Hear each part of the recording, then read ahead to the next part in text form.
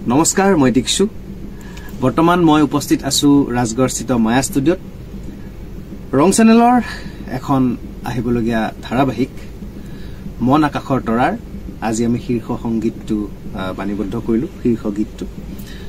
এই গীতটো সুৰ আৰু কথা ঋতুভৰ আৰু সংগীতেৰে সজাইছে দীপকেশ বৰগোহাঁইয়ে এটা খুব ধুনীয়া গীত আশা কৰো আপোনালোকে সকলোৱে গীতটো ভাল পাব আৰু সিৰিয়েলখনো আদৰি ল'ব ৰং চেনেলত অতি সোনকালে আপোনালোকৰ মাজলৈ আহি আছে আৰু লগতে আৰু এটা কথা জনাবলৈ পাই আপোনালোকক বহুত সুখী হৈছো যে এছএম ষ্টাৰ প্ৰডাকচনৰ ফালৰ পৰা ইতিমধ্যে মোৰ ভাতৃপ্ৰতিম ঋতুভৰ এটা গীত ইমানেই মৰম তোমালে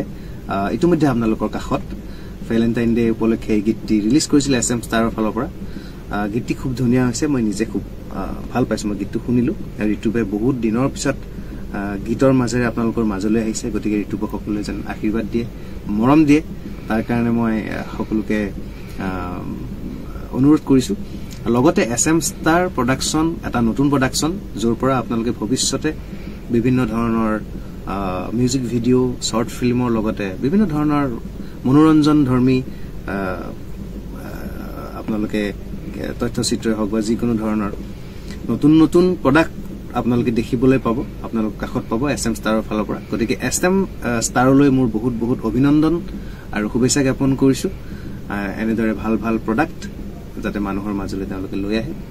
তাৰে মই কামনা কৰিছো